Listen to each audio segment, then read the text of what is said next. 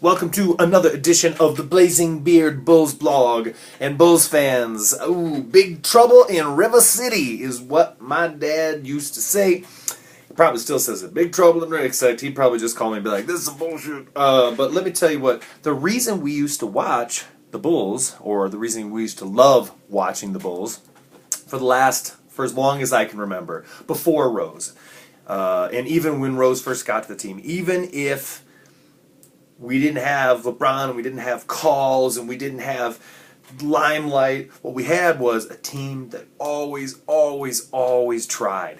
They dug in deep, and they just were never out of it, man. Even if Rose and those guys were injured and everybody said, you can't do this, the Bulls would rise up, and they would win, and they would scratch, and they would claw. And it was some of the most exciting basketball I've ever seen in my entire life. Last many years.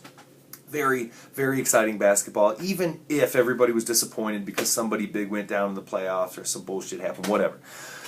Because they could win on any given night. And the thing is the thing to remember is that they had hardly ever lost back-to-back. Last several years, it happened only a couple times per season.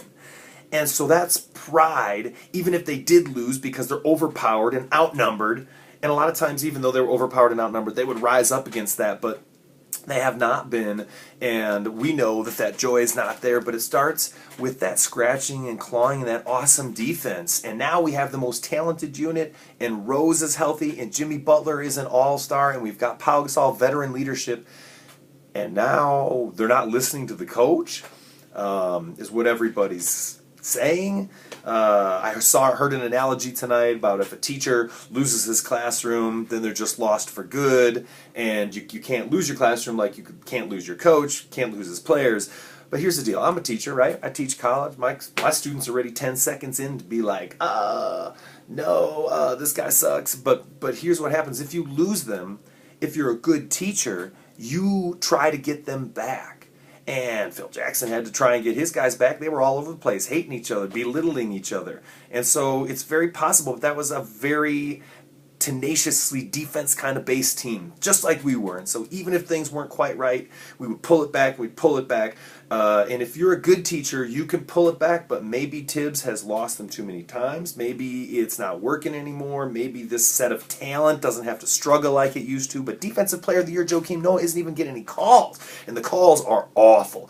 But I have to say, the team is not playing well, and whether they've tuned out Tibbs, what we're not seeing is them pride up the next game because it was a slap in the face and then win no matter what. So they're not as dangerous anymore, they're not as deadly anymore, they're not communicating, and everybody's saying it's a downward spiral, but right now we're watching a spiral. So positivity, and I want to keep my positive vibrations, and I know it's hard for you to keep your positive vibrations, but when I'm fast forwarding through a game, because I'm a dad, I hardly ever get to watch a game in real time, man. I got too much going on, and you know what I'm talking about. But tonight, it was like I fast forwarded through the second half of the game because I just could not watch it because the heart was not theirs. Peace. Blazing Beard Bulls blog. Spread it to your brothers and sisters. Bulls, you need some heart, and you need to find your way with or without Tibbs, with or without somebody.